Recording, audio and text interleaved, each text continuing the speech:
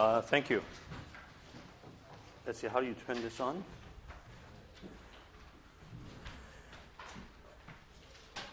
Thank you. I'm faced with a little bit of an impossible task, as most of you realize, in two different ways. First of all, quantum field theory is an extraordinarily rich subject, and so there's no way for me to give you, in 4 lectures, there's no way for me to explain quantum field theory to you. And in fact, the best I can do is probably to give you just a flavor of the subject. And secondly, before I came, I had no idea what the levels of the students would be, except that they are very different. And the organizers told me that it would be also completely different. So what I want to do, so my plan is the following. I'm going to give, as an opening lecture today, instead of a formal sort of launching into the details of quantum field theory immediately, which I think is not what some of the students may want, because I understand some of you are still learning quantum mechanics. But what I'm going to give you is a colloquium that I've given at several places in the United States, several universities, and on quantum field theory. And I then would follow that either today or tomorrow with some lectures on scalar field theory. And then after I got through a little bit of scalar field theory, then I have a better of a sense, hopefully from the questions and so on, how we're doing, and we'll move on from there. Okay? So this is a colloquium on the nature of quantum field theory. So let us start by asking, what is quantum field theory, and who needs quantum field theory? Is there a stick here? Uh-huh. Okay. So in our rather cynical age, you don't really, quote unquote, need to know anything. It's only a matter of intellectual curiosity and honesty. And in fact, these days, it's perfectly possible to be a professor of physics, say in a physics department like the one I came from, without even knowing quantum mechanics, let alone quantum field theory. So the answer to this question is really, on a cynical level, is that nobody needs to know it. But on a more profound level, of course, you do need to know quantum field theory. And so, in fact, this question is the very first question that I start with in a book, on a textbook on quantum field theory. It's chapter 1.1. And you see I gave this talk before the book was published, but now it has been published. So who needs it? Yeah, it's an old colloquium. So who needs quantum field theory? And we need quantum field theory because quantum field theory arose out of our need to describe the ephemeral nature of life, which I feel more and more as I get older.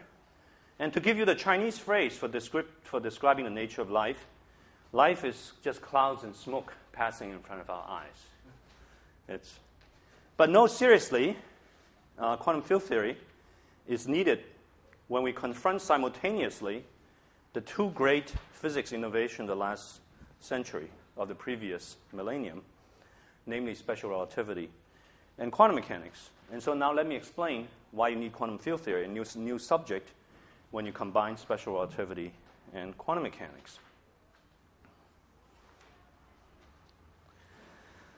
So let us draw a two-dimensional plot like this. On this axis, I plotted big and small, the size of the phenomenon involved. And on this, I plotted slow and fast. So in this corner, when you deal with big, slow-moving objects, such as in our everyday life, classical physics is perfectly adequate.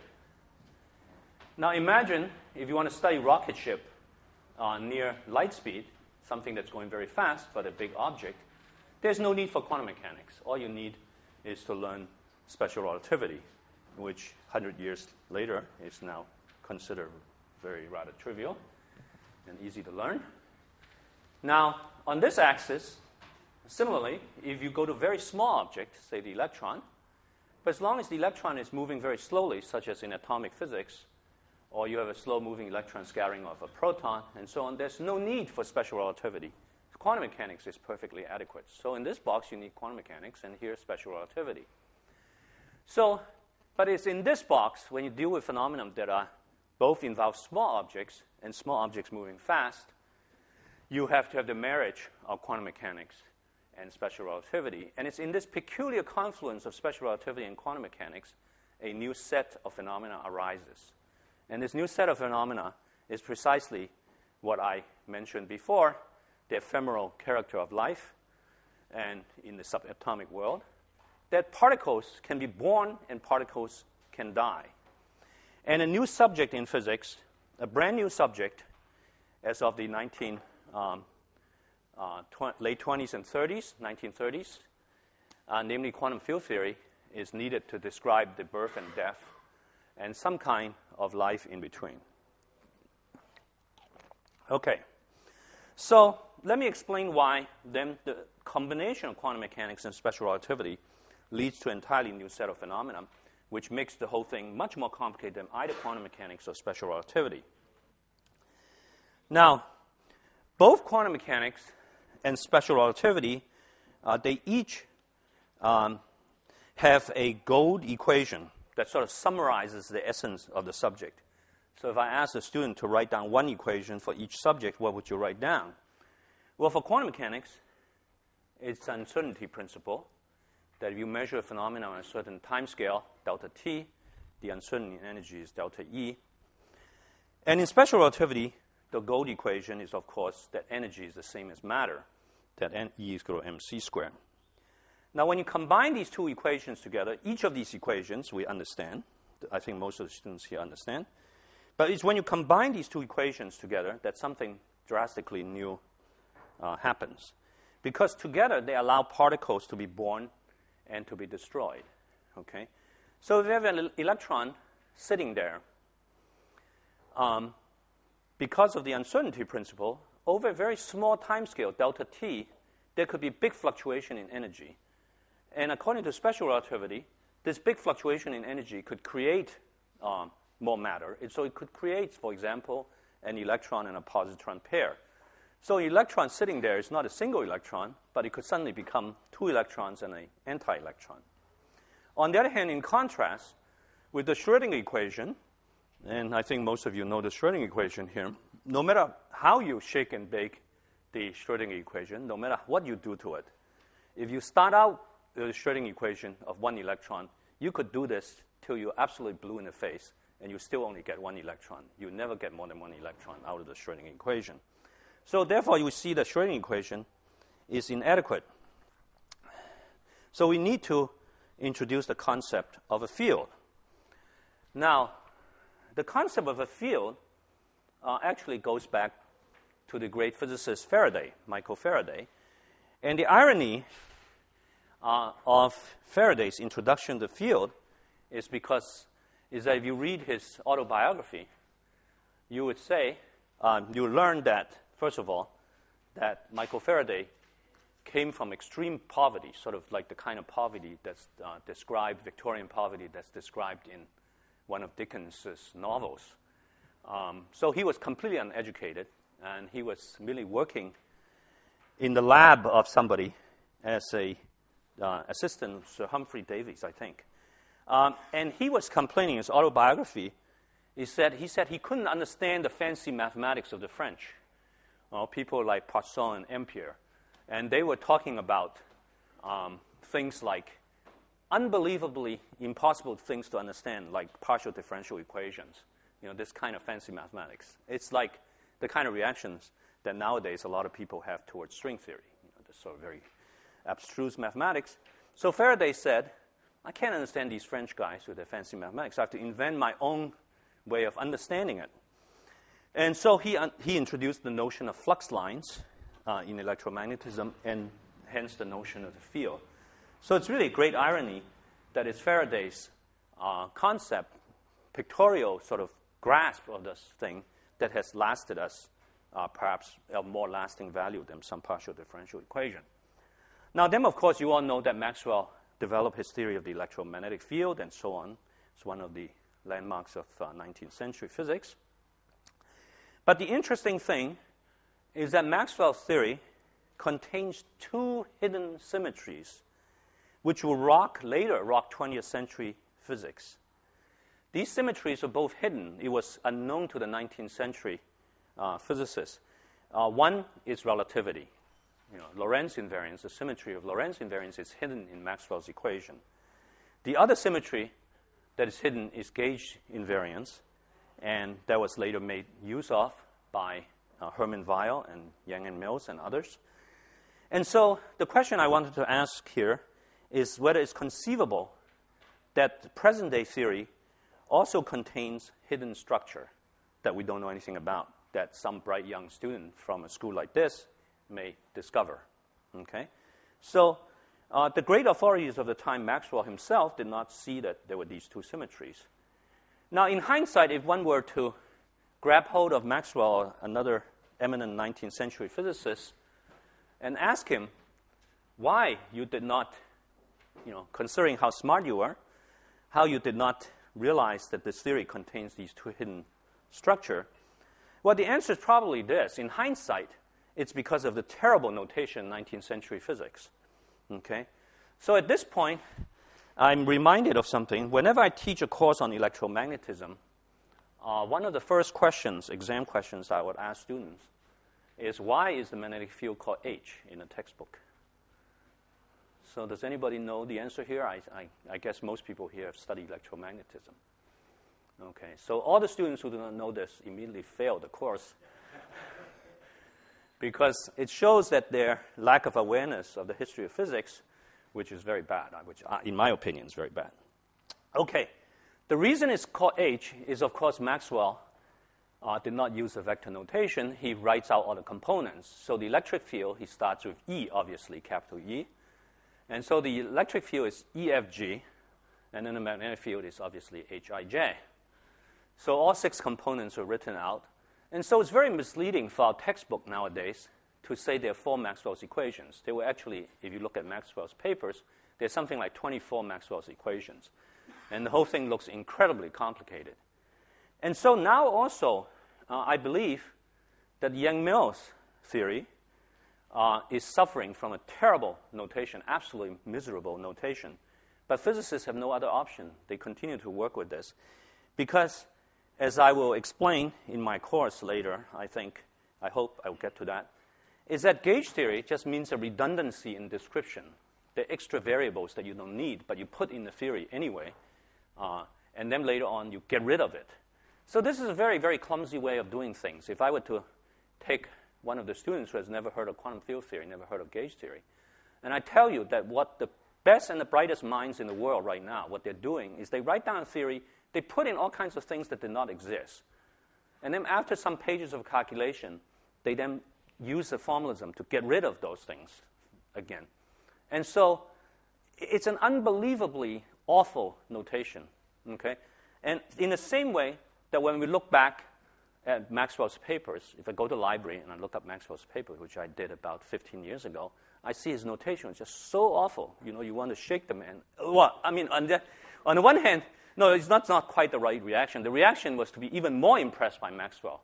I mean, it was incredible that with that notation, he could actually extract the right physics. Okay, so I think that 200 years from now or something, people would say these people use such awful notation in writing down Yang-Mills theory, and still somehow they managed to extract some physics out of it. Now, similarly, I believe that supersymmetry, one problem with supersymmetry is that the notation is just wrong. So let me then go on and say that then in the early 20th century, quantum mechanics was discovered. And so already in non-relativistic quantum mechanics, the electromagnetic field, the photon, that is treated as a field, but not the electron. Those of you who have taken a course sort of beyond the ordinary course on quantum mechanics will know that in atomic physics, one does this sort of half, to pardon the expression, or pardon the French, as we say in the United States, this half-assed method, which is that you treat the atoms as non-relativistic quantum mechanical objects, and then the photon, the electromagnetic field, is a field, because the electromagnetic field is already a field in classical physics. So when you go into quantum mechanics, it's a fortiori already a field, but the electron itself is not a field. So this is completely odd, that the photon is a field but not the electron. So this was the dissatisfaction that led Jordan, Heisenberg, and Dirac and others to say the electron better be a field also, just to make it kind of more aesthetic and more balanced. And so nowadays, we believe that all particles are excitations in some field.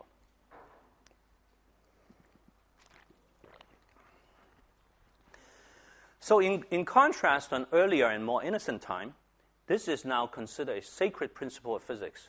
All particles are excitations of a field. And in particular, this view may or may not last this century. It may not be strictly correct because there's already some very mysterious things going on. Because according to this view, the graviton is also just another particle, just like any other particle, no different from the photon, the electron, anything. It's just an excitation in the gravitational field. And this is a view that was particularly strongly pushed by Steve Weinberg in his textbook on gravity. Weinberg says the graviton is no different. It's just a particle, so big deal. It's just treated like a particle. So Weinberg's book is strongly disliked by people who grew up in the general relativistic tradition. Some of my colleagues, when they come to my office and they see Weinberg's book, they want me to throw it out and replace it by Wald. But because I came out of a particle physics background, I want to throw out Wald's book and go to their office and throw their copy of Wald out. So is graviton just a particle or not? Well, it's somehow very different from the photon as a particle because it's also responsible for the space-time arena in which all the fields, they work or play. So it's like if you go to the theater, the graviton is not only the actor on the stage, but graviton is also the stage. It's very odd. The stage itself is part of the acting. So it's somehow different. And right now, we're at a time in physics when we're faced with enormous puzzles. One of them is the nature of quantum gravity. Another is the nature of the cosmological constant, or to use a more fashionable term, dark energy. These puzzles of quantum gravity, of dark energy, and so on, it may really have something to do with this, whether all particles can be considered as excitations of some field. Of course, we do not ask where the fields come from. Of course, if you're string theorists, you think the fields come from strings.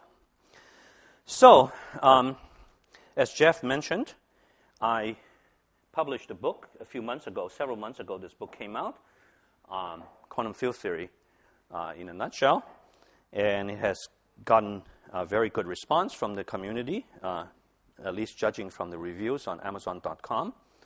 And as he also mentioned the day before yesterday, I'm donating several copies to this school to be given out as prizes for the students.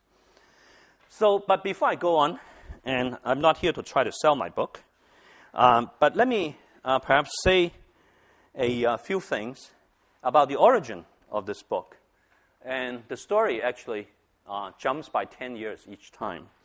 So in the 1970s, in the mid-70s, when I was a first year teaching in my teaching career as an assistant professor at Princeton, Merv Goldberger was the chairman, and he made me teach quantum field theory, even though it was my very first experience teaching, my very first time.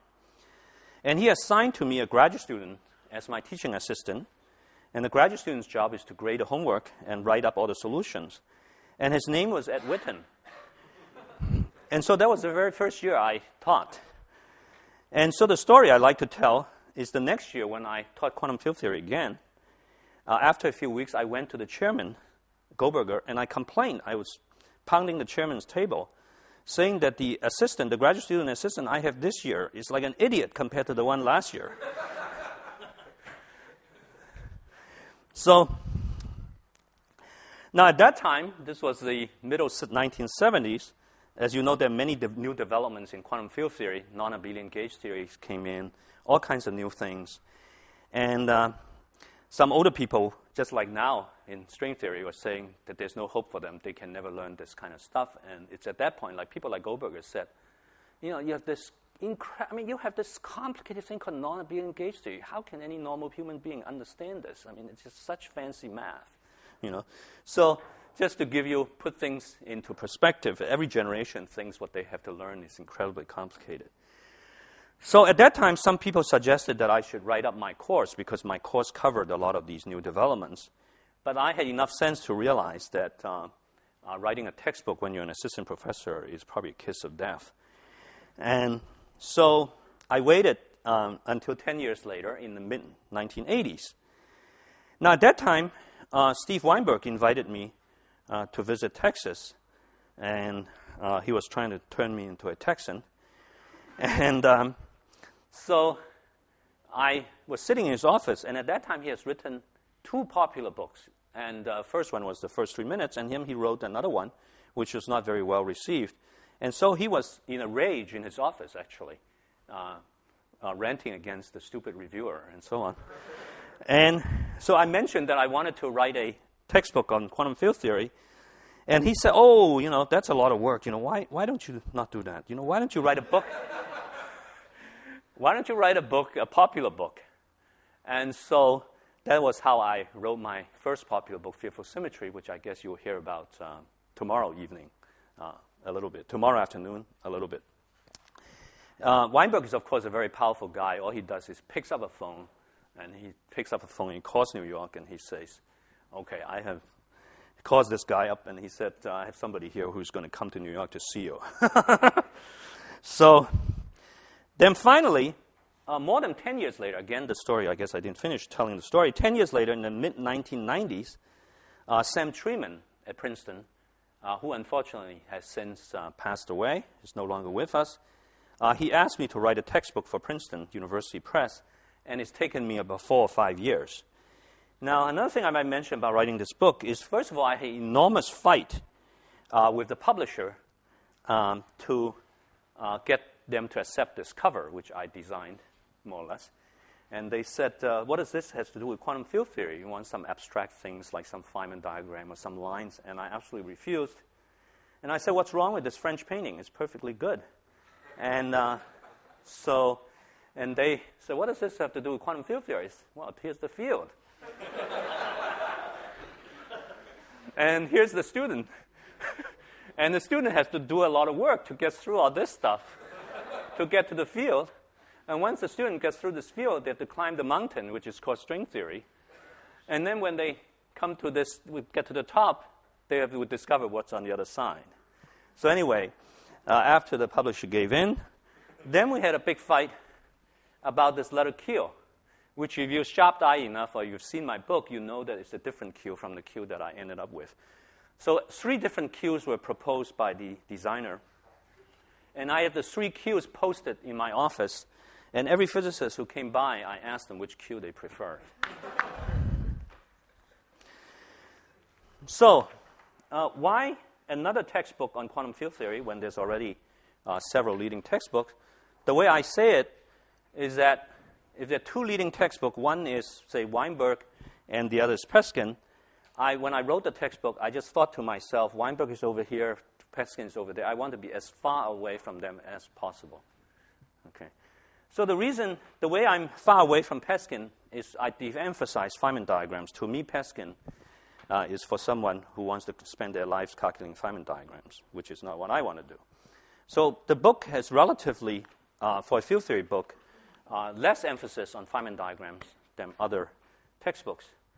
The other thing about Weinberg is that I think it's generally felt that Weinberg's book can only be read by Weinberg. Weinberg himself told me this. He said, I wrote the book for a student like myself.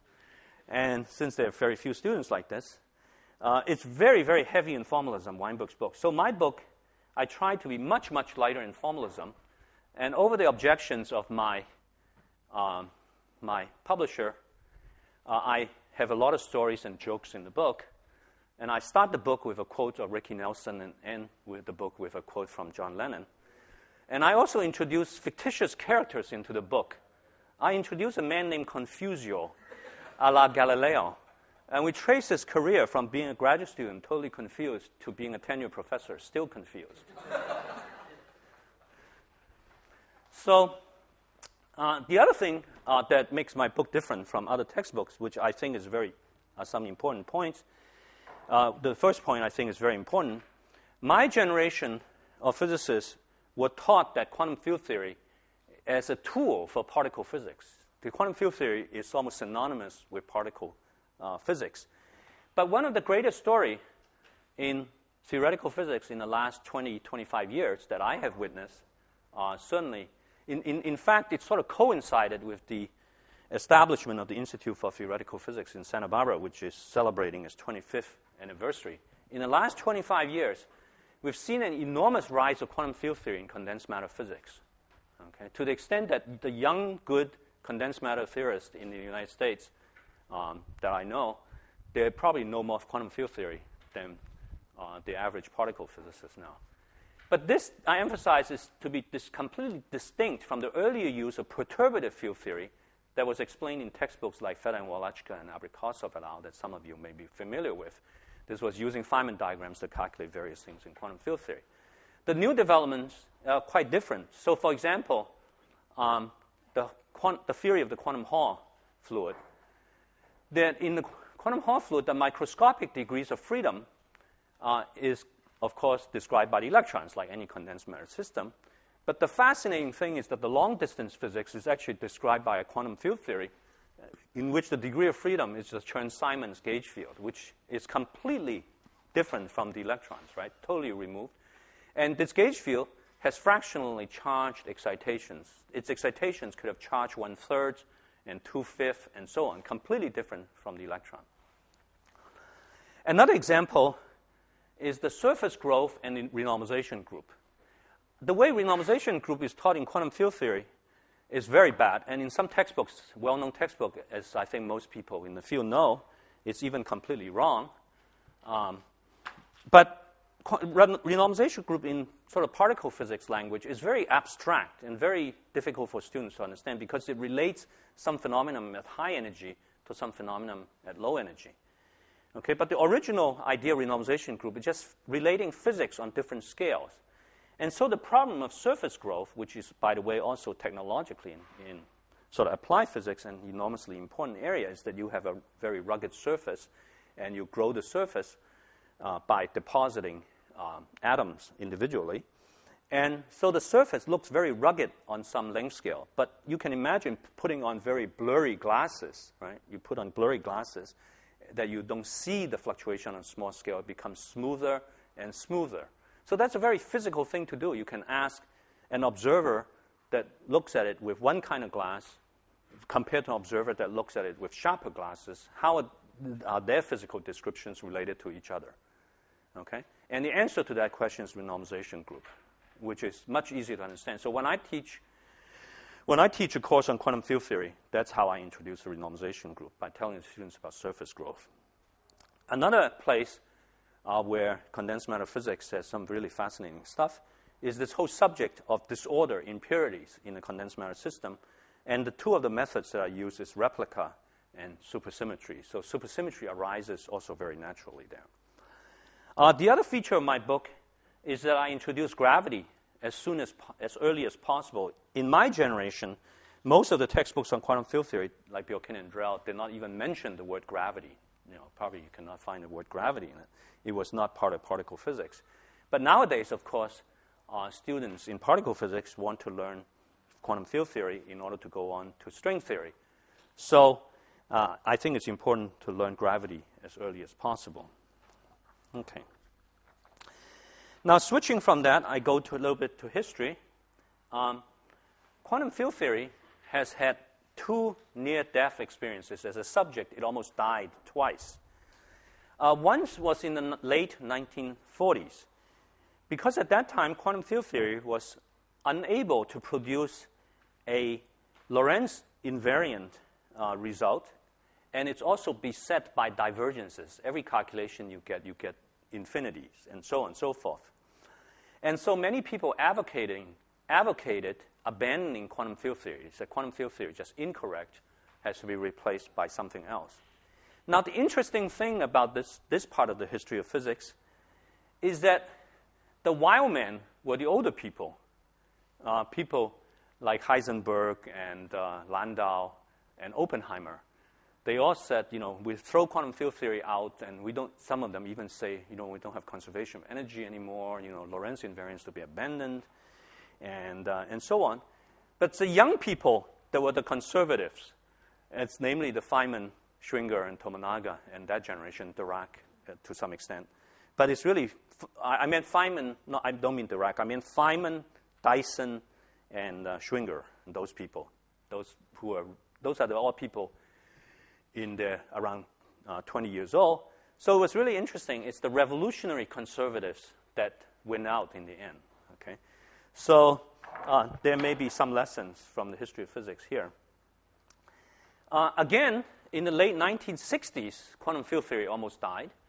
And in some parts of the world, for example, on the west coast of the United States, in particular Berkeley and Caltech, there was the rise of the S-matrix school that some of you may have heard of, also in England, because quantum field theory was unable to deal with strong interactions. So many people, like Jeff Chu and Richard Eden and so on in England, advocated abandoning quantum field theory completely. And it turns out, in fact, quantum field theory was able to deal with the strong interaction. It's just that people were dealing with the wrong degrees of freedom, that instead it's a field theory of quarks and gluons and not of the protons and the neutrons and the mesons. And so in the late 60s and early 70s, field theory had an enormous triumph. Okay? And so in the description of my PhD advisor, Sidney Coleman, who is a very eloquent man, he said the triumph of field theory is like a victory parade that made the spectator gasp with awe and laugh with joy. So when we took when I was a graduate student, when we took his quantum field theory course, we were all supposed to gasp with awe and laugh with joy during his lectures. Now, the other thing I'd like to mention is that quantum field theory is a very all-encompassing subject, and in some ways, we can of course discuss quantum field theory in any dimension of space and any dimension of time. And in fact, from a certain formal point of view, quantum mechanics can be thought of as 0+ dimensional field theory. It's a field theory in 0-dimensional space and 1-dimensional time. And string theory can be formulated as 1 + 1-dimensional field theory. Okay. Now, one of the in the modern work on quantum field theory, the path integral formalism is used a great deal, and so I need to remind you a little bit about what the path integral formalism is all about. But fortunately, Professor Smith very kindly explained to the students already the path integral formalism, preparing you for my course. So I asked you to, before my technical lectures, which would not come for a little while, for those students that are shaky about path integrals, to review what he has taught you, because I'm just going to launch into the path integral immediately. Okay, but for the purpose of the colloquium, which I've given at various physics departments, of course, I don't assume that everybody know what the path integral formalism is. I still have to explain the path integral formalism. So I will explain very, very briefly the path integral formalism. So the details are to be found in Professor Douglas Smith's lecture notes. So when we teach or when we learn quantum mechanics, the textbooks usually give us the Schrodinger or Heisenberg formalism. But in some ways, conceptually more profound, and which leads naturally to quantum field theory, is the Dirac-Feynman path integral or the Schrodinger functional integral formalism. So for you to learn quantum field theory, you have to master this path integral formalism. So in a course on quantum mechanics, we learn about the double slit experiment. So there's a source in which, say, electrons are emitted. There's a screen, and then there's another screen in the middle with two holes drilled in it. It's two slits. And there's certain amplitude for the electron to arrive at this observation point by this path or by this path. And we're taught by the rules of quantum mechanics that we should add the amplitude for the two paths. Now, the interesting thing is that I've taught courses on quantum mechanics, and I've asked many of my colleagues who have taught quantum mechanics, in their experience in teaching this course, have there ever been students who ask, what if there are 3 holes in the screen? Okay. So in my book, the way I introduce my book is that I invented a student named Feynman and an impatient professor of quantum mechanics. And the student was sitting in the course, and the student, named Feynman, raised his hand and asked, what if there are 3 holes? And so the professor said, well, there's 3 holes, then there's 3 amplitudes. You add 3 amplitudes instead of 2. Okay. Now, then Feynman asked again, well, what if you add another screen? Okay, so we have this screen with 3 holes in it. What if I add another screen with 3 holes? Then what happens? And the professor was getting a little bit impatient, and he said, Feynman, can't you see that there's a path that goes through this hole and this hole? There's a path that goes through this hole and this hole and that hole, and so on. They're all together in this example, 9 paths, and then you add all the amplitudes. Okay. So, of course, the story, I just made up the story. Like all Feynman stories are just made up and invented out of thin air, nothing to do with reality. So, but Feynman persisted and asked, what if I put more holes? What if I put 17 holes in this screen? And the professor got very impatient and said, quiet, we have lots of stuff to cover. Let's go on. So then Feynman didn't get to ask in public the most Zen questions of all, which the most Zen question is, what if you add infinite number of screens and then drill infinite number of holes in each one of them, so you end up with no screens? So if you add infinite number of screens and you drill infinite number of holes in each screen, you end up with this picture. So then the answer is clearly that you must add the amplitudes over all paths. So this is the path integral. So the path integral just says that you take the amplitude for each path and you add over all of them. Now, of course, all of this can be formulated and should be formulated more mathematically. And in fact, historically, the whole path integral formalism really goes back to Dirac before Feynman. I don't know, Professor Smith, since I missed the first day, whether he explained the history a little bit or not. So, but the summary of all this, what you should take away from here, is just the word add amplitudes. So you really just have to add all the amplitudes. So therefore, quantum field theory, it turns out to be nothing but just a big addition problem. So quantum field theory, what it involves is it's just one great big fancy sum. You just have to add a lot of amplitudes together. And in fact, the sum is so big that it's in fact an integral. And this is why we call it a path integral. So quantum field theory is just a path integral. And I think Professor Smith explained this to you the other day towards the end of his lectures. So all this is just an integral over something called phi, which is called a field. Phi is a function of x, of space, and of time. And the spatial variable can be in d-dimensional space, capital D. So this can be 3+3-dimensional space, like the actual space we live in, or 17 if you want, or 29, anything, right? So then there's a functional of this field phi, s of phi, and there's some exponential, and you have to do the integral. And that's it. If you can do this integral, you have solved quantum field theory. Now, well, this integral, in the last 50 years of quantum field theory, the history can be summarized by all kinds of very smart people finding methods or tricks to do this integral. So once you learn quantum field theory and ready to go out to do research on quantum field theory, you may join this crowd of people trying to find methods of doing this integral.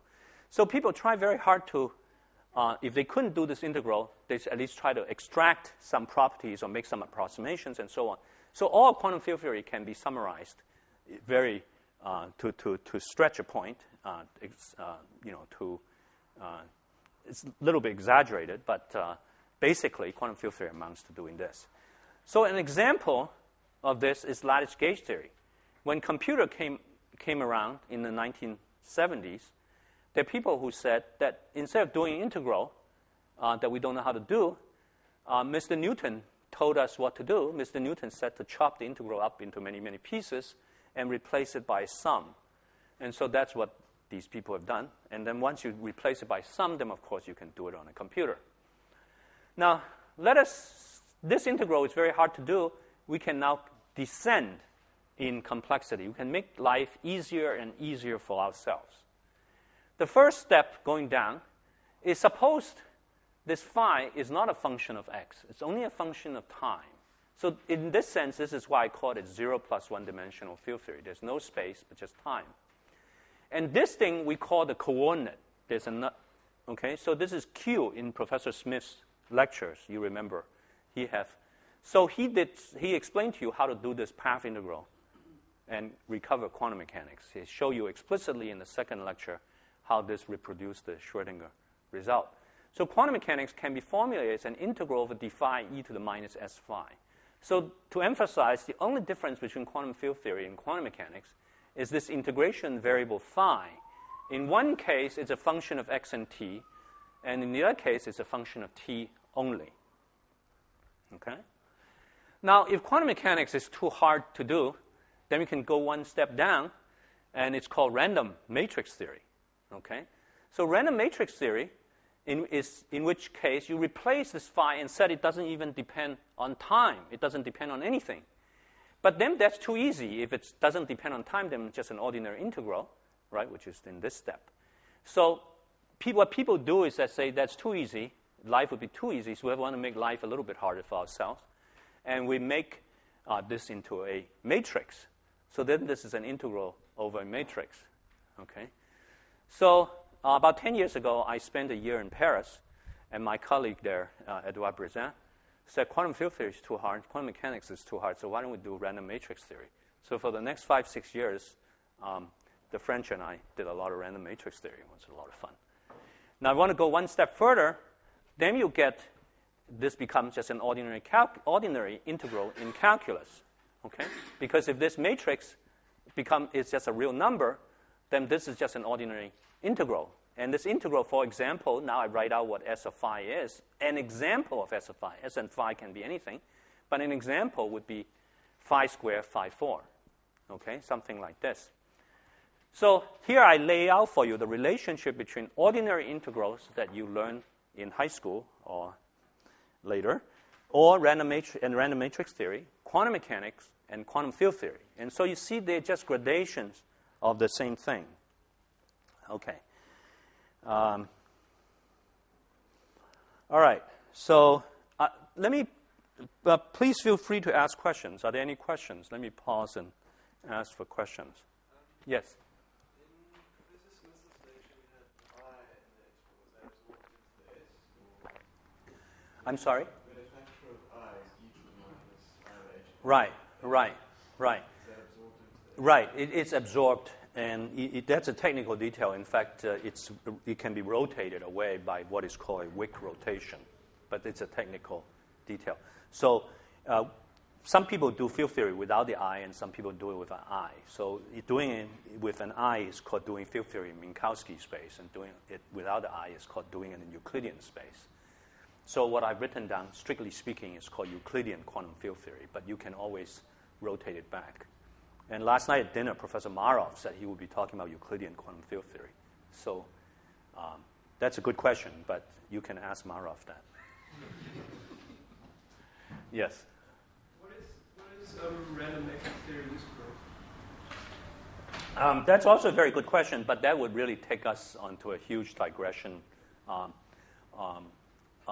I think the answer for a lot of the French, whom I'm very fond of, is that we do it for fun.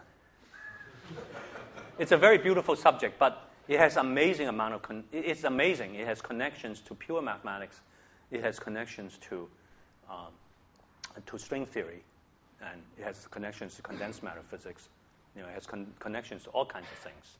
But it's also a very, very fun subject to do. And so if you're interested, just do this integral for the simplest case, which is what Wigner did 50 years ago, which is to just let S of phi be a trace of phi squared, where phi is a n by n Hermitian matrix, and take the limit in which n goes to infinity. Okay, but I can't answer your question because that goes in a different direction. Other questions? Okay, so I hope everybody understood this, and in particular, I'd like you to think about this ordinary integral, because in some sense, this ordinary integral we all understand. But quantum field theory, some of us in this room understand, and some of us do not. But it really is just a fancier version of this ordinary integral. So if you know this ordinary integral, how to deal with it, you understand what this is, you more or less understand what quantum field theory is already. So that's the good news. Okay? So the good news is quantum field theory is not very complicated. A lot of textbooks make it too complicated, in my opinion. So I claim that my book try to make it easy and simple. Okay. Now, when I was a student, I heard about these things called Feynman diagrams, which sounded so fascinating. You know, Feynman has this fascinating life and all this stuff. And so when I was a student, I was really eager to learn about Feynman diagrams, which I heard so much about. So I'm going to explain to you what Feynman diagrams are in 10 seconds. Okay, so let us look at this integral. Okay, well, you don't know how to do this integral, and this integral is actually not doable. Professor Smith showed you the other day that if this phi-4 term is not there, then the integral is doable. Then it's called a Gaussian integral, and he did it for you on the blackboard. I was actually here, and I saw that he did it. Okay, so you all know how to do this integral, but you don't know how to do it with this G phi-4 term. So as I said, people spend more than 50 years trying to do integrals like this. Okay? So whoever can do this integral will get a Nobel Prize, and indeed they did. So what Feynman did is that he came along, and he said, well, what do I do if I have this integral? I just expand it in the powers of G. I'd make a Taylor series expansion of this in G. So this is minus G to the n over n factorial. It's an infinite sum, n equal to 0 to infinity. And this is phi to the 4n.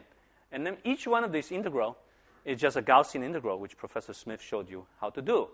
And then Feynman said, there's infinite number of terms, but if G is small enough, since this is a series in G, maybe I can just keep the first few terms. And this is called perturbative quantum field theory, because you're doing perturbation theory in the coupling constant. This is called coupling constant G in this quantity G. So you may just make a little series. And there's so many terms, so you have to draw little diagrams to keep track of all the different terms. And the little diagrams are called Feynman diagrams. And this brilliant idea, absolutely one of the brilliant ideas of 20th century physics, won him the Nobel Prize, amongst other things. Okay. Now, so Schrodinger was rather upset by this whole thing, that Feynman just draw little diagrams to keep track of the terms.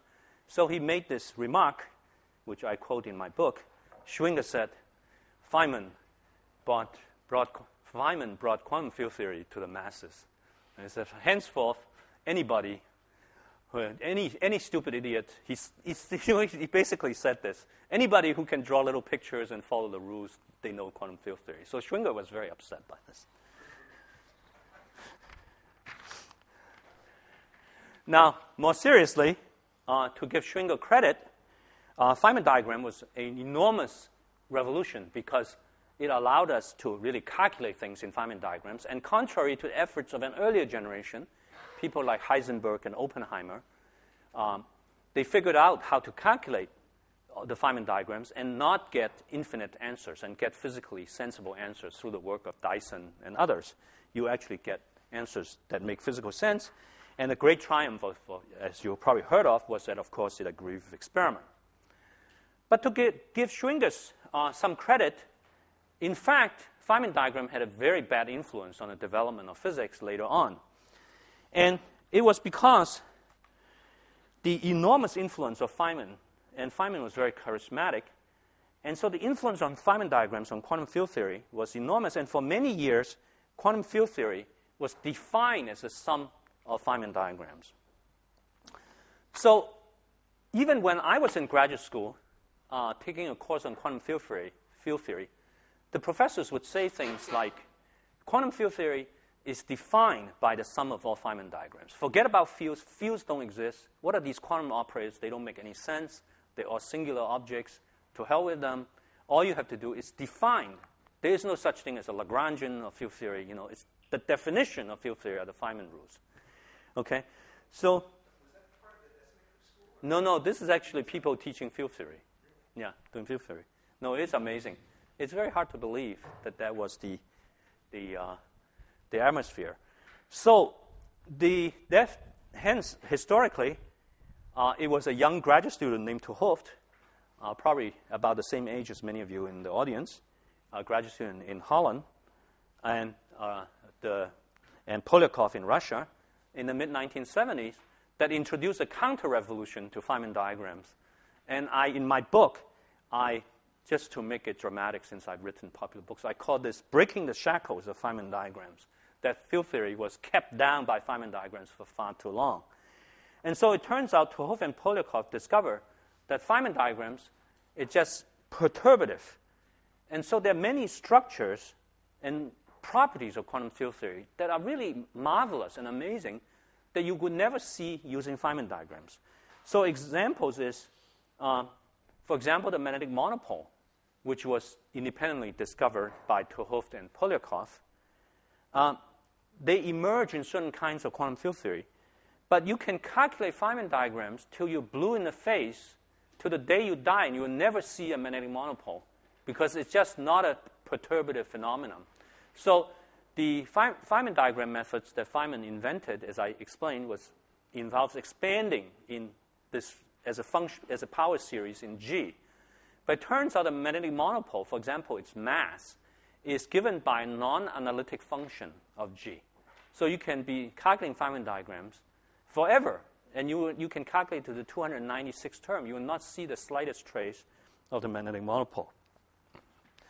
Another thing is that once you get past Feynman diagrams, you discover that field theory all kinds of nice properties. For example, one of the great properties that it has is something called duality, which is that the theory written in a certain degrees of variables can be transformed into another quantum field theory written in some other degrees of variable, which are called the dual degrees of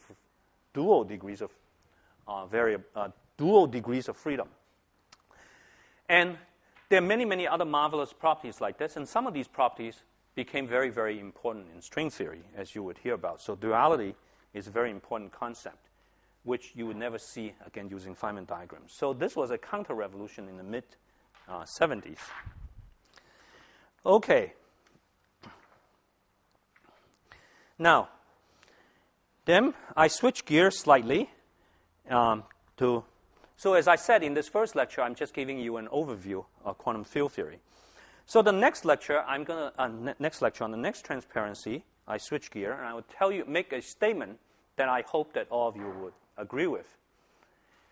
Namely, what is the purpose of physics? The purpose of physics is to understand nature. Okay?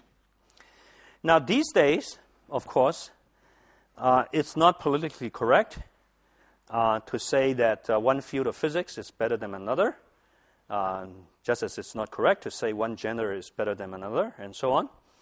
So you cannot compare the different areas of physics. And I personally find many areas of physics very interesting, and my career is such that I have to apologize to no one because I'm proud to have dabbled in many different fields of physics. And I'm the last one to say that string theory über alles, as some people would say. So nevertheless, I think there's a very interesting criterion to compare different areas of physics. And I would like to describe this and tell you how quantum field theory stacks up according to this criterion. So the criterion that I propose to compare different areas of physics is the intellectual completeness of different areas of physics. So let me give you an example what I mean. So for example, we all know about the Pauli exclusion principle and the spin statistics connection. We know that integer spin particles behave like bosons and half-integer spin particles behave like fermions.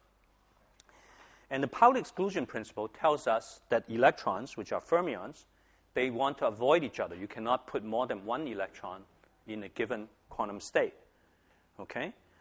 So there's a very interesting book. I always urge students to read more about the history of physics. I think most of the physics students in the United States are woefully uninformed about the history of physics. There's a nice book by Duck and Sudarshan on the history of the Pauli principle, in particular on how Pauli stole the idea from some poor young guy who was totally wiped out by him. Duck and Sudarshan state that there is no one fact in the physical world which has a greater impact on the way things are than the Pauli exclusion principle. And I actually agree with them. This is probably the one most important fact, the fact that has the greatest impact on the world. From atoms to neutron stars, you will not have atoms, right? If you don't have the Pauli principle, everything would collapse into very small objects. Neutron stars to lasers, we use lasers all the time. That every time we listen to some god-awful music, we use laser. And so much of condensed matter physics, for example, the band structure of solids, superconductivity, et cetera, everything depends on the Pauli exclusion principle. But the Pauli exclusion principle is just a rule in non-relativistic quantum mechanics. You have to accept it on faith, right? It's as if the Pope told you something. So the teacher of non-relativistic quantum mechanics just tells you Pauli exclusion principle is a rule. But in quantum field theory, one of the great triumphs of quantum field theory is that the Pauli exclusion principle and the spin statistics connection can actually be derived from the rules of quantum field theory. Okay? It's a result of quantum field theory. So in this sense, I say quantum field theory is more complete than quantum mechanics.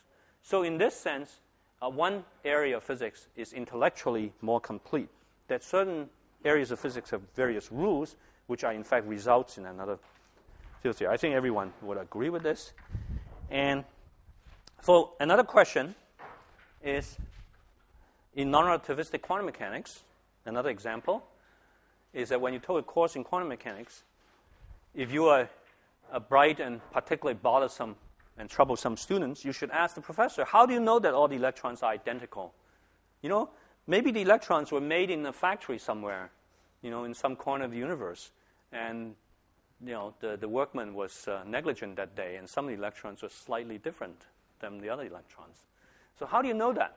So in non-relativistic quantum mechanics, in Schrodinger's equation, there's no way that you cannot explain this fact. This is one of the most profound facts of our universe.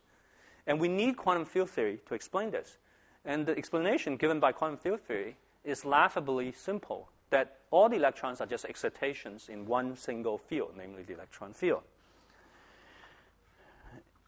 Another example is, you may have also wondered when you were studying physics, why is the electron charge exactly equal in magnitude to the proton charge? If the proton charge is +1, why couldn't the electron charge be minus square root of pi or minus 1/17? And the quantum electrodynamics, which is a field theory, of course, has no answer for this. You can write down the quantum field theory, quantum electrodynamics of Schrodinger and Feynman and Dirac and so on. You can put in any charge for the electron you like and any charge for the proton. Okay? So it's by this criterion that I'm proposing, it's less complete than grand unified theory. It turns out grand unified theory, which is a quantum field theory based on the Yang-Mills theory, in fact fixes the electron charge and the proton charge. It requires that they be equal and opposite. Okay. So this example shows that obviously one quantum field theory can be more intellectually complete than another quantum field theory. Now, another question you can ask is, why is space-time 3 + 1 dimensional? Now, this is how quantum field theory, in fact, can be written in any space-time dimension, as I showed you. It's just an integral, and the space-time dimension is just the number of variables the field depends on. It can be written in any space-time dimension you like. So in this sense, it's intellectually much less complete than string theory, because string theory can actually tell you that string theory doesn't make sense except in 9 + 1 space-time dimension. So finally, I conclude this colloquium by mentioning one of the deepest mysteries of physics to me. And perhaps Professor Marov will explain this to us, give us the answer, which is that the dynamical evolution in the quantum world is given by exponential e to the minus I over h bar Hamiltonian times time. But statistical mechanics is described by the Boltzmann factor e to the minus beta h. So imaginary time, if you include this I, and inverse temperature are somehow connected in some strange way. Is this just a coincidence, or whether it's the deeper, there's something enormously deep about this? Okay, so I think this is something that I've been wondering about for maybe 25 years.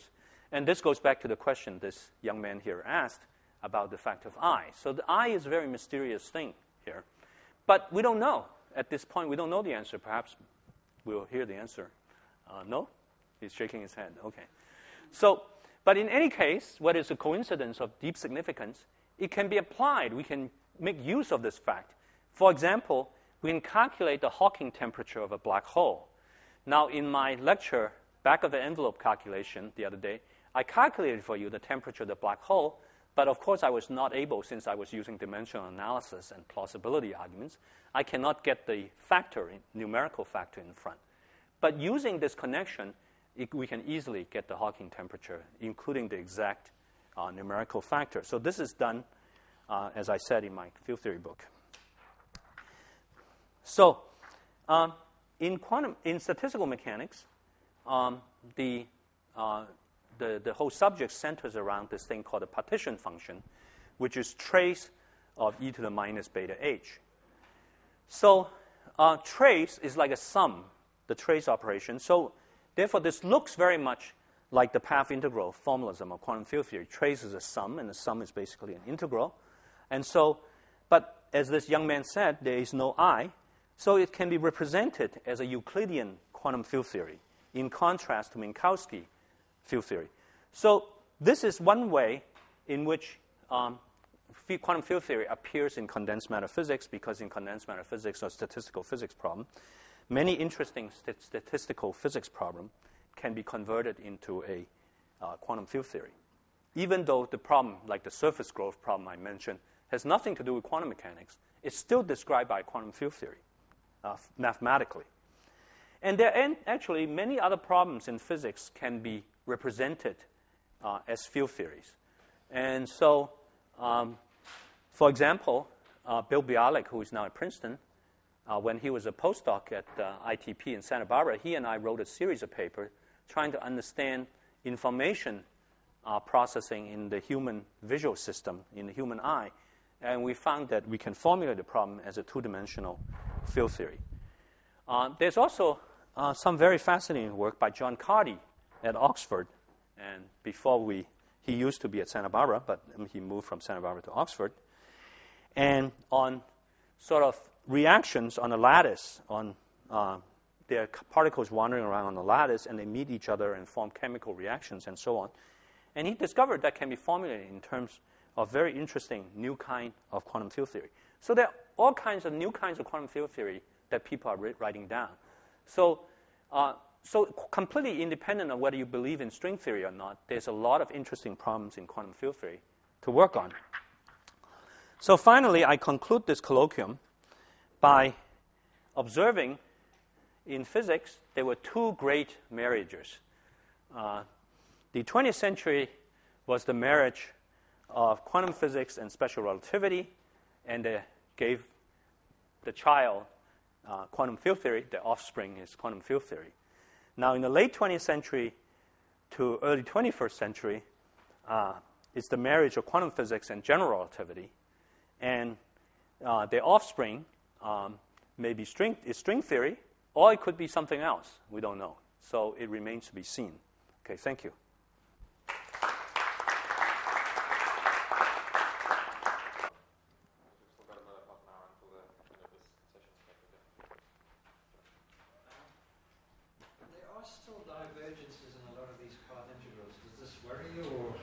I think that's a misunderstanding from reading older textbooks. That is the point that I pound home in my field theory book. There is no such thing as divergence. The cutoff is physical. This is Wilson's revolution that occurs. That's the Wilsonian point of view. There is no divergence in quantum field theory because of the cutoff. There is no divergence, and cutoff is there. It's physical. It represents our ignorance of high-energy physics, right? When you're calculating the magnetic magnetic moment of the electron, you shouldn't extend your integral up to 10 to the 10 GeV. There is absolutely no reason. You're not allowed to. If you do that, you have to introduce a cutoff. So certain quantities it happens to be independent of cutoff, and certain quantities are. And in condensed matter physics, routinely things depend on the cutoff, and which you would call it divergent. But people have absolutely no problem because the cutoff is really there. It's the lattice size, underlying size of the condensed matter system. And it's perfectly fine. People use these cutoff-dependent quantities all the time in comparative experiments. Yeah. It's very interesting because at the very beginning of my career, Dirac was still alive, and I met him at one of those conferences in Coral Gables, and he gave a lecture, and it was amazing. He insisted that quantum field theory must be not only divergence-free, he wants to be completely finite, that everything you calculate is totally finite, not only renormalizable, but totally finite. Yeah. So Dirac never believed in sort of this modern view of quantum field theory. Yeah. The other interesting story was that, of course, somebody asked him a question about magnetic monopole, and he reached into his pocket and pulled out a string, and he was really, I guess he's always asked that question. Other questions? Let me ask a perspective question. So your colloquium on quantum field theory I thought was wonderful. I loved all the history comments. In particular, because you emphasized parts of history which are often not emphasized in talks for graduate students and so forth looking forward.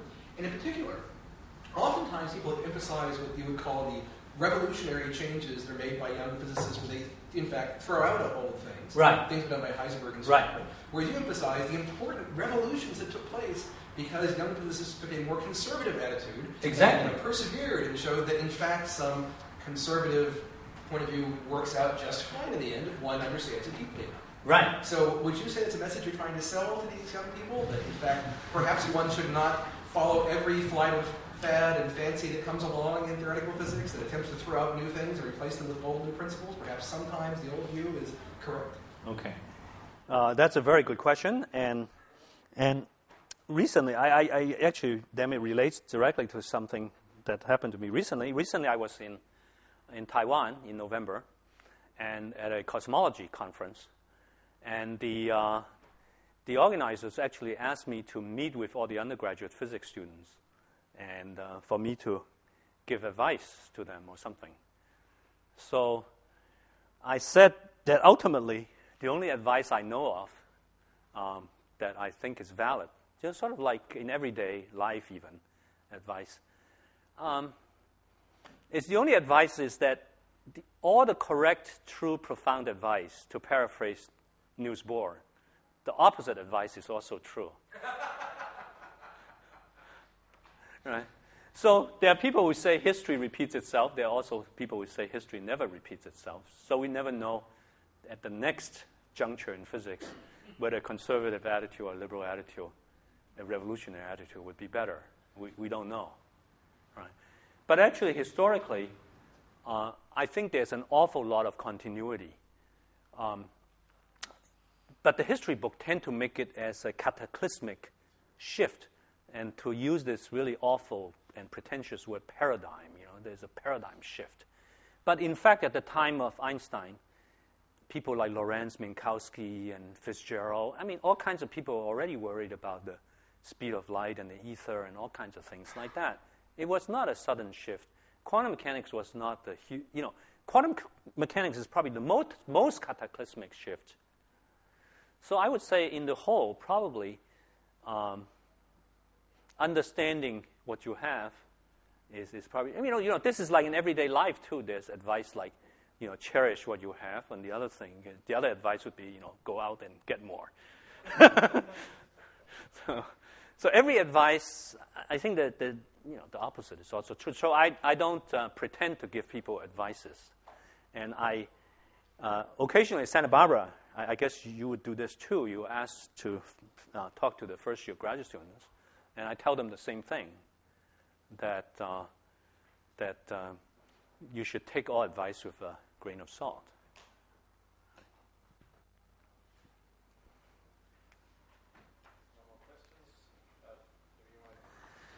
Well, I don't know. Do the students? I'm ready to carry on. If people want to stand up for a few minutes, that's fine with me too.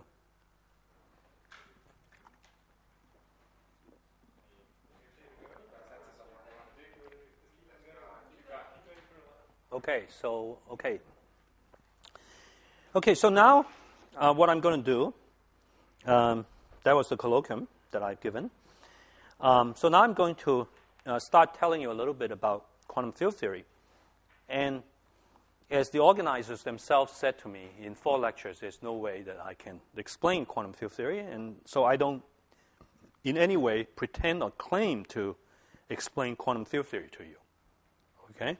So all I can do is to give you some rough idea and of quantum field theory. And so what I would like to do is start out with scalar field theory, which is the simplest kind of field theory.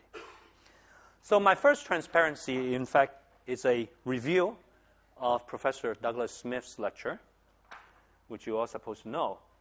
So this is all classical mechanics and quantum mechanics on one slide. So classical mechanics consists, you're given an action, which is the integral dt over time of something called a Lagrangian. So for example, the Lagrangian for a point particle is kinetic energy minus potential energy.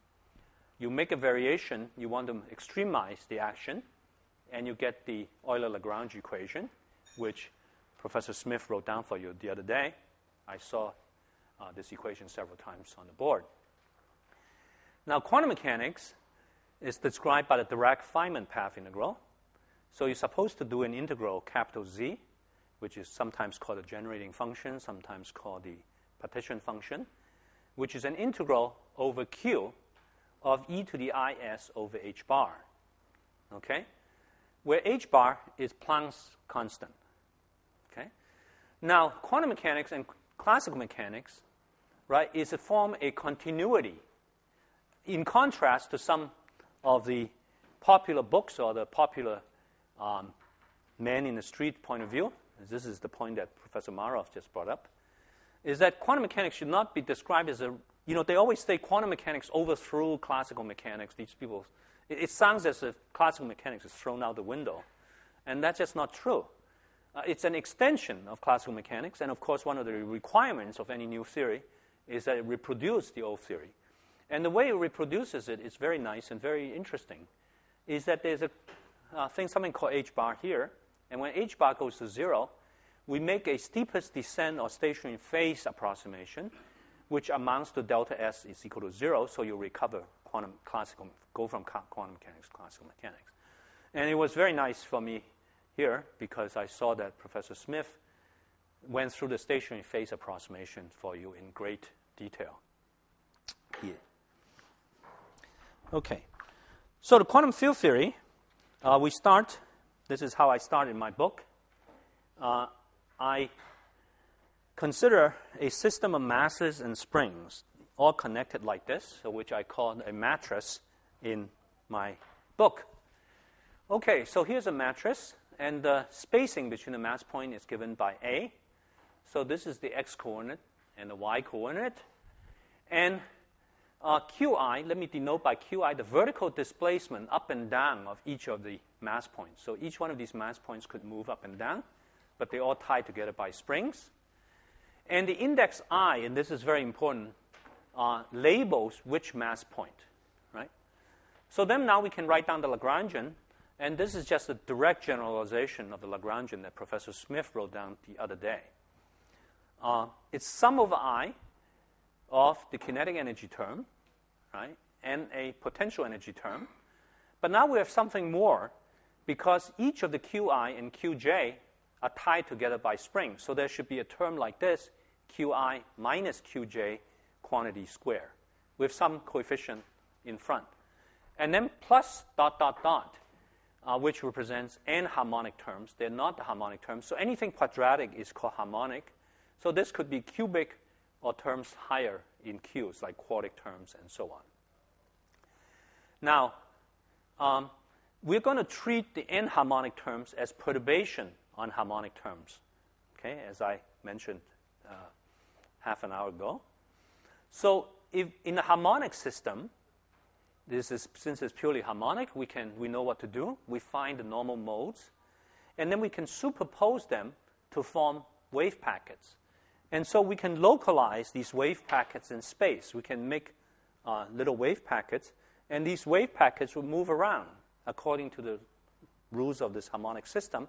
And so they look just like particles. And the idea is then to use these wave packets to represent the particles that we observe in nature, the photons, the electrons, and so on. Now, if we don't have any antiharmonic terms, then the particles just propagate around very happily. But if we have anharmonic terms that introduce decay and scattering. So I cannot explain this in detail, but just very roughly at this point, you just see that if I have a anharmonic term like this, Qi, Qj, Qh, it would couple three different modes together, right? Because if you expand them in normal modes, Q would be one mode, this would be another mode, and this would be another mode. There were three modes that connected together. So something like this could happen. You can have a wave packet propagating along, and suddenly it could become two different wave packets, and the two wave packets could move off in different directions. So then this is like the notion of a particle decaying into two other particles. And you can have a quartic term with 4 Qs, which will link 4 modes together. So this looks like scattering, because you can have 2 modes coming like this, and then going into 2 other modes. So there are 4 modes which are coupled together. So the n-harmonic terms introduce decay and scattering. Okay, so this is a discrete system. And what I now propose to do is that suppose we're interested, there's a certain length scale here, A, which is the separation between the mass points. But now suppose we're interested in physical phenomenon, in physics, on a length scale much larger than the spacing A. Or in other words, we take the continuum limit, okay? We're not going to look at the detailed structure of this matrix, but we are going to take the limit in which the scale we're interested in is much, much bigger than A. So A is effectively 0. In this case, the matrix is then replaced by a smooth surface, sort of a membrane, or you can think of as a drum surface. They promised me to take me to some place called a drum cafe. So this is in Cape Town, so this is quite relevant. So the matrix becomes a drum surface. And now we see a very important point. If I call this axis x and this y, then the vertical displacement of this drum surface or membrane, how much it moves up and down, is then described by a function of x and y. Okay? So contrast this with the previous transparency. Okay? When we have the discrete system, we have a label I. And I is discrete, right? I labels which mass point. So I is a discrete variable, okay, that tells us which mass point. But here, this label I is replaced by x and y, which are two continuous variables, right? X and y takes on continuous values. So Qi of t gets replaced by phi of x and t. Okay, when this changes with time, then we also have to put in the time variable. And here, in this example, x has 2 values, x and y. But in general, we can think of this as in d-dimensional space. So x could be x1, x2, and x to the d. This is a very important point, which I have explicitly said here. My convention in these transparencies, I use many different colors, but in general, the most important points are denoted in red. So you see something red, that means very important. So I is replaced by x. So x in quantum field theory is a label, right? It labels which degrees of freedom of the field you're talking about. Just like I is a label, it tells you which mass point you're talking about. It is not a dynamical variable. Okay? So this is the first confusion, one source of confusion for many students studying quantum field theory for the first time. And so notice I use Q, not X for the vertical position of the mass point. So Q is the dynamical variable, and the dynamical variable here is phi. Okay? X is just a label like I. Okay? So X is not a dynamical variable. So I'm happy to see that Douglas Smith also used Q and not X, because otherwise, I think some books really introduce a lot of confusion here. Yes? Are there an infinite number of points in a given region? Yes. Yes. So X and Y is a continuous variable. Right?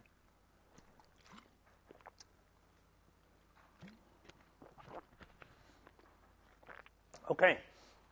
So, are there any other questions? So now, so again, in the previous transparency, I have this discrete system, and I wrote down the Lagrangian for you. And now we can write the continuum limit of this Lagrangian. So a lot of it is very easy, like this summation over I is obviously going to become an integral over space, right? And the dqi dt is going to be becomes the time derivative of the field phi. The interesting thing is to this term, qi minus qj, because this connects two nearby mass points. So when we go to the continuum limit, this is going to become the space derivative of phi, right? It's going to become the spatial derivative. It tells you how phi changes from one point in space to the other. So that's the important point. This one becomes d phi dx1 square, d phi dx2 square, up to d phi dxd square. Okay? The sum over I has become an integral over d-dimensional space. And so we have all this plus and harmonic terms. Okay. So in general, what I've done is I've normalized the coefficient here to 1.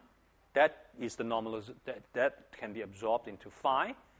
There's an m square here, which we'll eventually see has something to do with the mass, but at this point it's just notation. Then there, in general, some coefficient out front here also. But this is fixed by Lorentz invariance, because we're going to study in the next few lectures only relativistic theory, in spite of the fact that I said that it has a lot of application in condensed matter physics. In this lecture, in this school, we're not going to talk about condensed matter physics. So we're only going to talk about the relativistic theory. So therefore, it's fixed by Lorentz invariance, this coefficient here to be 1. So on the next page, I'm going to remind you a little bit of Lorentz invariance and introduce the notation. So the relativistic notation is that you combine time with space. Okay, we're in d-dimensional space. We're taking units in which the speed of light is 1. Then x mu is given by this. Mu goes from 0 to d, and x0 is t. And the notation, partial mu, represents d dx mu. So you all know that given two vectors, a mu and b mu, the scalar Lorentz invariant scalar dot product between a and b is given by a mu b nu times the metric g mu nu. This is the metric that Professor Ellis has been talking about in his lecture, except that for our purposes, our metric is much, much simpler than what he needs for his course on cosmology. We are only going to take the flat metric, namely this metric, 1, minus 1, and so on, which I sometimes also write as eta mu nu. So then eta mu nu, d mu phi, d nu phi, is then just d dt of phi square minus d phi dxl square, right, from the minus sign. So then the action, S, is the time integral of capital L. Okay? So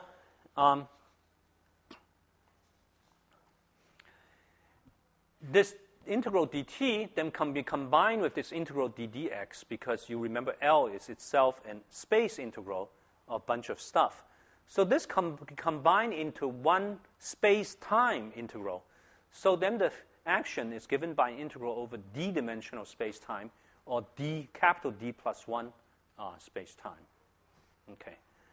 So the action of a relativistic field theory is therefore, to summarize, is d mu phi minus v of phi, an integral over space-time, where d mu phi, here I've defined for you d mu phi with a lower index, and the index is raised by the metric eta mu nu. I'm sure some of you have studied special relativity. You raise the index by eta mu nu, and then you form this quantity. In an abuse of notation, we often just write for this thing d mu phi quantity square. So this is the action of a relativistic field theory. V of phi is just a function of phi.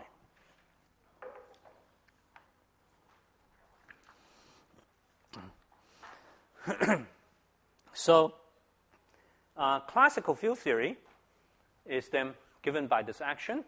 And as I said, quantum field theory is then given by an integral, e to the is. And this is really e to the is over h bar. But throughout this course, we're going to set h bar equal to 1. Okay? So then this is a functional integral. Sometimes I write this as curly d phi. Because why is it called a functional integral? Because we're integrating over functions phi of x, where x denotes x and t. Okay? So in a course in calculus, when you're in school and you learn about calculus, we learn about ordinary integrals, which are just integrating over real numbers, over some discrete variables. Here, we're actually integrating over functions, and hence we call this a functional integral. Well, then the question is how? How do you integrate over functions? And rigorous mathematicians would have to puff and pant in order to define what a functional integral is. But for us, we just take the man in the street approach, which is just we follow Mr. Newton, and we just pretend that we go back to the matrix and go back to the discrete limit, in which case this is just a big multiple integral. We just, in our mind, we can think of a big multiple integral over all those mass points. And that's what we mean by integrating over phi. Okay, so this is the object we want to calculate. Well, as I emphasized in my colloquium, so this is kind of nice to have given that colloquium, is that this is it. Okay, honestly, this is it. This is quantum field theory. It's just doing the integral. So in essence, this is quantum field theory describing interactions of all the particles in the universe that we know of. What we can do, and which we will do, is to dress up this bare minimum discount store field phi. So this is absolutely a bare minimum field, by attaching all kinds of fancy indices to it, okay, etc.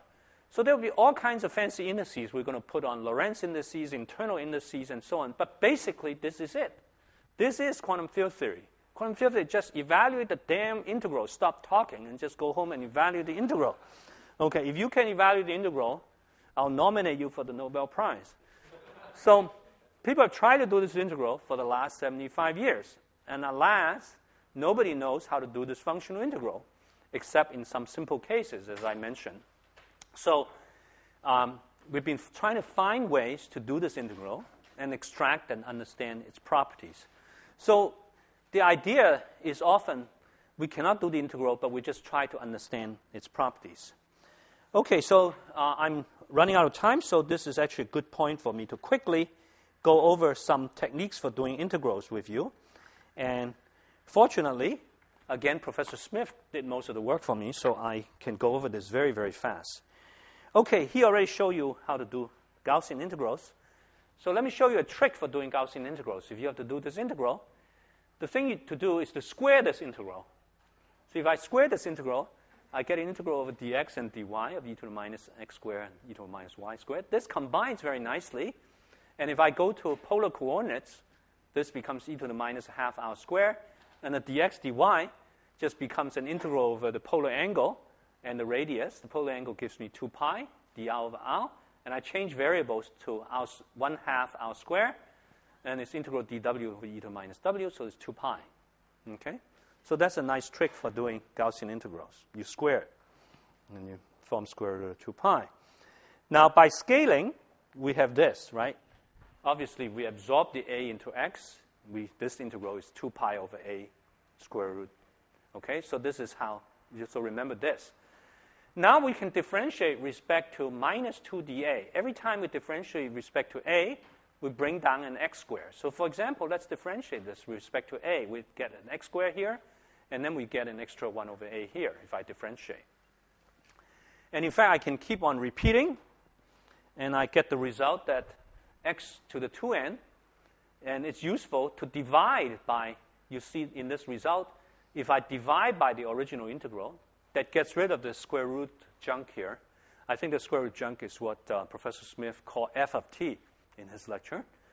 Then you get 1 over a to the n, and then times this factor, 2n minus 1, all the way down. It's called a double factorial. Well, the question is, how do we remember this crazy result? Well, so a very brilliant man named Wick, Giancarlo Wick, he figured out a way to remember this result. Okay, and this is, again, one of the brilliant ideas of physics. So how do we remember this result? One, this a to the n is easy because it's just dimensional analysis, because a has dimension of 1 over x squared, as you can see from here. So it should be 1 over a to the n. But how do I remember this, Wick said? So let us consider, for an example, x to the 6. The answer, according to this, should be 5 times 3 times 1. So the clever thing is to write down what x of 6 is. X to the 6 is x, x, x, x, x, x. And then Mr. Wick said, let us connect one of these x's to another x. So let me take this first x. There are 5 different ways for me to connect. There are 5 different x's for me to choose from. So I put down a 5. And then I take the second one. Now, the second one, already 2 of the x's are connected. So there are only 3 choices. So there are 3 choices. And then finally, this last one, I can only contract with 1. There's no choice. So Mr. Wick had this brilliant idea that if you just count the number of ways to contract, that gives you the right answer. There are 15 ways to contract, 5 times 3. Okay? And for each contraction, you write a 1 over a. Since there's 3 contractions, you write 1 over a cubed. So this is called Wick contraction. And he didn't get the Nobel Prize, but to me, it's one of the most brilliant things that I've seen. Okay. Now, we can now generalize this integral. And again, Professor Smith showed you how. Suppose I have j of x here, a linear term in the exponential. Then the trick is just to complete the square. As you can see, if I complete the squares, I get something like this. And this quantity becomes this. And then I have some square here, and then this e to the 1/2 j squared over a. And this integral, it's just after shift of x, after change of variable, just the integral we know how to do, which is this. And then you get an e to the j squared over 2a. Okay, so we keep generalizing and going to make it harder and harder for you. And I'm going to generalize now to a multiple integral. So it's this integral here. But a is going to be replaced by capital A, this number here, where capital A is a real symmetric n by n matrix. And x is going to be generalized to n variables, x1, x2 to xn. And so now I'm going to do this great big multiple integral. And the great big multiple integral is going to be this thing plus this thing. Okay? So xi, aij, xj, sum over ij. And then there's a ji, xi. So just a generalization of this. Well, how do we do this integral? It's easy. We can imagine in our head, we don't actually have to do it, that we diagonalize this matrix A. And since the real symmetric matrix can be diagonalized by an orthogonal matrix, D is then diagonal. So then this becomes, there's an O here. So if I put in O inverse DO, there's an O acting on the X. So I change variable from X to Y. YK is sum over OKJXJ. And then this becomes DII squared. And then this breaks up into many separate integrals over YI, just like this integral, which I can then do. And then in my head, I imagine rotating it back, and I get this answer. Okay? So up here, you see it's j squared over little a. But little a was just a number. So what does 1 over little a mean when little a becomes a matrix? Well, 1 over little a becomes 1 over big A. And as you would imagine, it's the inverse of the matrix. The other day when I did the back of the envelope calculation, I talked about a certain physics common sense. There is also such a thing as mathematics common sense. Okay? So mathematically, you know that if you have something that is 1 over a number, and when a number is generalized to a matrix, a good guess, it may not always be true, it's just a guess, but the mathematics common sense would tell you it becomes the inverse of the matrix. And then finally, there's an A here, but in this case, of course, it breaks up into many integrals, and you can convince yourself that it becomes determinant of A. So I end this lecture, this is the last transparency, with a homework problem to derive this formula for yourself. Okay, so this is absolutely important. You should do it because if you don't, you'll get lost immediately in the next lecture. Because the next lecture, believe it or not, we're going to do something even more complicated than this integral, much more complicated. And if you don't know how to do this, if you're not able to get this answer, do it for n equal to 2. Okay, so if you do it for n equal to 2 and you can get the right answer, you see how to generalize it to arbitrary n. Okay, thanks.